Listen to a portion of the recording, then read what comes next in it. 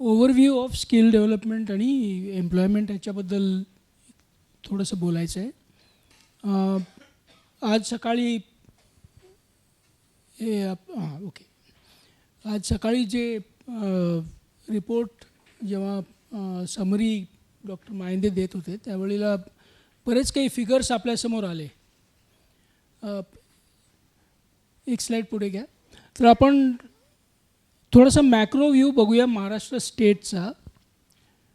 हे जरा जुनं डेटा आहे, 2023-24चा इकॉनॉमिक सर्वेमधनं घेतला आहे. पण so economic survey is an official document of the Maharashtra state government. So this is taken from the official state government. 2023-24मध्ये महाराष्ट्राचं GDP was around 36 crores, which is $0.4 trillion. ह्याच्यामध्ये तुम्हाला दिसून येईल is the unevenness of the economic productivity of the different districts. जितकं जास्त green आहे तितकं जास्त GDP आहे त्या डिस्ट्रिक्टची. आणि तुम्हाला दिसून येईल की सेंट्रल महाराष्ट्र, सेंट्रल आणि ईस्टर्न महाराष्ट्र, नॉर्दर्न महाराष्ट्रामध्ये खूप GDP gross district development district GDP is significantly low. Just एक आपल्याला ॲरिथमेटिक बघायचं असेल तर अहिल्यानगर डिस्ट्रिक्टचं GDP is greater than the GDP of Gadchiroli plus Washim plus Hingoli plus Nandurbar plus Bhandara plus Gondia. आणि I am not even talking of a very rich district. आणि आपण जर मुंबई, ठाणे, पुणे जर मुंबईच फक्त काढून टाकलं तर may be Maharashtra will slip down dramatically in the overall cross state development GDP ranking. हा एक मोठा इश्यू आहे. Next slide.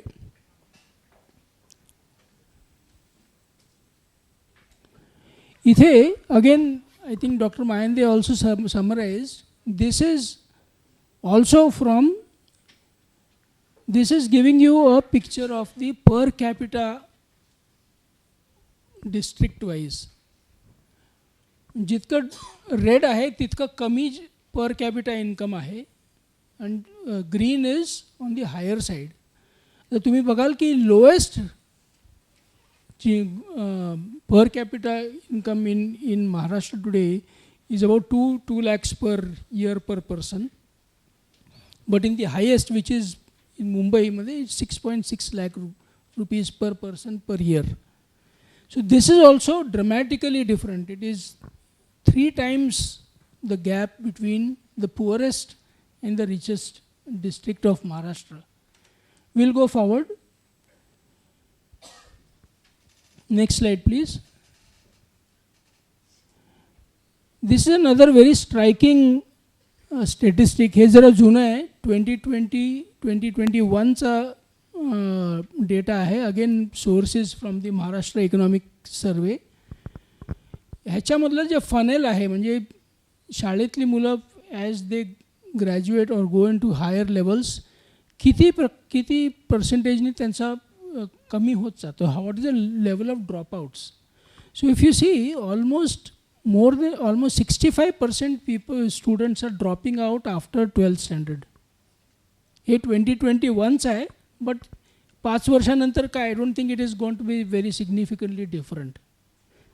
आणि if you just look at numbers, 22 lakh आणि 28 लाख फर्स्ट दोन, म्हणजे 10वीच्या नंतर आणि 12वीच्या नंतर जे कंटिन्यू करत नाहीत शाळेत कॉलेजमध्ये, we are talking of almost 53 crores of youth who is not going into higher education.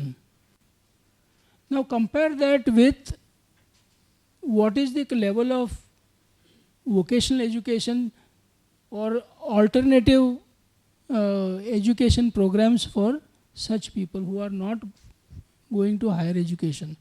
Our ITI capacity was only 1 lakh students. So 58 lakhs is the output after class dropouts, but our ITIs can do only 1 lakh. आणि government programs घेतले तर थोडे जास्त 8 लाख होतात. Even if you take everything together, 53 lakhs versus 9 lakhsची capacity आहे training, vocational ट्रेनिंगच्यासाठी. म्हणजे इतकी मोठी गॅप आहे आपल्या महाराष्ट्र स्टेटमध्ये. Will go forward please. So आता नेक्स्ट स्लाइड. सो इथे we are just taking a look at a very ambitious goal Maharashtra स्टेटने ठेवलं होतं की Maharashtra has to reach $1 trillion GDP by 2030. In 2025 we were about 580 billion. म्हणजे आता 5 वर्षात आपल्याला डबल करायला पाहिजे, which is very very unlikely, very difficult. But the question actually आपल्याला असं ते आपले फर्स्ट 2 स्लाइड्स बघितले तर our question we will have to ask is, will the inequality grow further even if we are able to hit $1 trillion of state GDP? And I think that is the real concern जे आपण already pre lunch सेशनमध्ये पाहून घेतलं. Next slide please. So आता ह्याच्यामध्ये आपण मागे बसून वी कॅन कंप्लेन, बट आता पुढे जाऊन बघितलं तर there are certainly some important possibilities that आपल्याला we have to look at from a Maharashtra state point of view. One is, आपल्याला माहीत आहे की infrastructure brings development, economic development. So therefore large projects have to happen, whether they are road projects or even very large projects like Vadhavan port in Palghar. मी 1988-89 मध्ये Nhava Sheva project जेव्हा सुरू होतं त्यावेळी तिकडे जायचो आणि आजूबाजूच्या गावात काहीच नव्हतं. Actually nothing was available. Today you just go along Atal Setu and you see the transformation in 40 years. Possibly Palghar district might change in 20-30 years simply because of one major port coming in, which will be one of 10 largest container terminals in the whole world. So large infrastructure development is very very essential. दुसरं, आपण सकाळी पाहिलं होतं की services sector कॉन्ट्रीब्युट्स 63% of हे economic output. आणि large scale urbanization also provides construction, infrastructure jobs and service sector jobs. So tier 3 cities, better infrastructure, better opportunities for growth there will give rise to more jobs and therefore also more work opportunities for people. And जिथे jobs असतात, जिथे services असतात, तिकडे skill development then becomes relevant. Mahendra सरनी म्हटलं की आपण काय शिकतो आणि what is needed, there is a big gap, and one of the ways to do it is to try and address this gap also.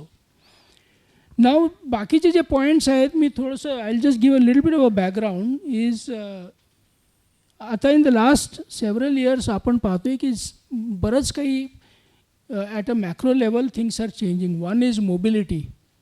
आज मोबिलिटीचा प्रश्न नाही आहे. Most people, everybody has some vehicle or the other और access to a 2-wheeler. माझ्याकडे motorcycle नसली तरी I can always take a motorcycle from someone and use it. So mobility access is not so much of a challenge. Road network is much better. Most people have mobile phones. Most people have internet also. म्हणजे communication and moving about is getting only better. चौथी म्हणजे energy access is getting better, and with more solar coming in, energy access will become even more common in the whole for a lot more people. Many innovations have happened in low scale, small scale manufacturing, which will make possible की माझ्या शेतावर किंवा छोट्या उद्योगी I can set up. That is going to happen. And therefore with हे सगळं सुरू झालं की there is a much bigger chance of having market access. जे आपण अगेन सकाळी ऐकलो होतं, market access was a big thing. Market access, जे bottlenecks to market access आहे, that will start crumbling, and which will lead to some of these other things happening. जसं doctor करुणाकरननी had visualized this rural economic zones. ॲग्रेंडस तुम्ही कदाचित वर्ध्यामध्ये पाहिलं असेल. सो दॅट कॉन्सेप्ट, these पुरा जे आपण डॉक्टर अब्दुल कलाम त्यांनी म्हटलं होतं, all these concepts can become possible because हे सगळे इन्फ्रास्ट्रक्चरल फाउंडेशन्स आता तयार होत आहेत. क्लायमेट प्रोटेक्टेड ॲग्रिकल्चर ऑलरेडी बोलणं झालं आहे. It will fuel services and manufacturing.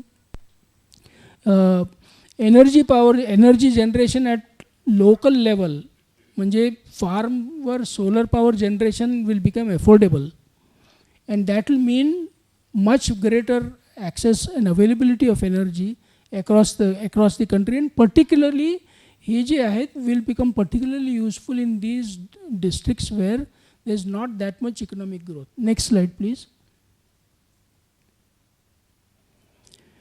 एक इंटरेस्टिंग पुस्तक एक 3 वर्षामागे आलं होतं, which I think will be ज्यांना इंटरेस्ट आहे त्यांनी बघायला पाहिजे. It's a book is called regional economic diversity, where the authors have made a very deep and detailed economic study of several districts.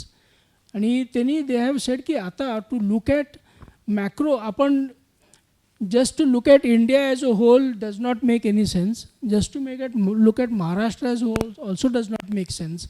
जसं आपण पहिले 2 स्लाइड्समध्ये पाहिले. So it is important that आपण we go down at a more granular level, आणि त्यांचं म्हणणं असं आहे की we now have the opportunity to डिस्ट्रिक्टच्याही खाली जाऊन आपण प्लॅनिंग करू शकतो. And you can go down to the cluster level, आणि cluster level you can find out what is the need, what is the kind of opportunity that exist at that level. आणि त्यांनी acute, agrarian, aspirational हे clusters त्यांचं classification केलं आहे, आणि roadmap पण दिला आहे. ॲक्यूटमध्ये काय व्हायला पाहिजे, agrarian to aspirational what is the root, त्याचं एक्सप्लेनेशन दिलं आहे. So I won't go into the detail. तो पुस्तक आहे, त्याचे talks have been given on various podcast, so it will be very interesting for those of you are interested. आणि finally tourism हे this remains one of India's काय म्हणतो आपण biggest opportunity which we are not using. Today it is more expensive to go from Bangalore to Goa than to go from Bangalore to Vietnam. This is reality. I'm just giving some examples. आजच्या तारीखमध्ये हे होतं आहे की people are finding it cheaper to go abroad than to go in a neighboring state. आणि Karnataka and Goa are neighbouring states. आपण असं पण म्हणत नाही की you are go to north east वगैरे असं काहीतरी.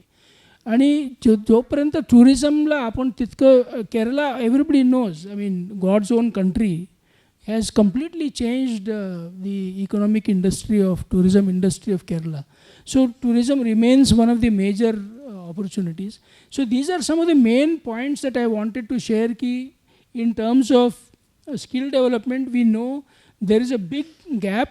There is a huge opportunity for leveraging demographic diversity. We all know Japan, Germany, asle countries are aging. They need young people. We cannot send our youth to these states if we are not going to equip them to work at that standards. Their standards, tools, techniques, that's a training and certification becomes very important.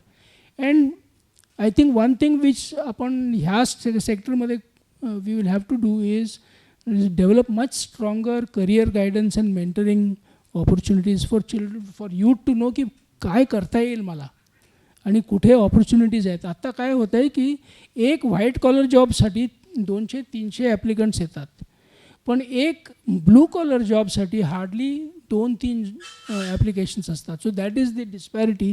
Will have to see how to cross that bridge. Thank you so much.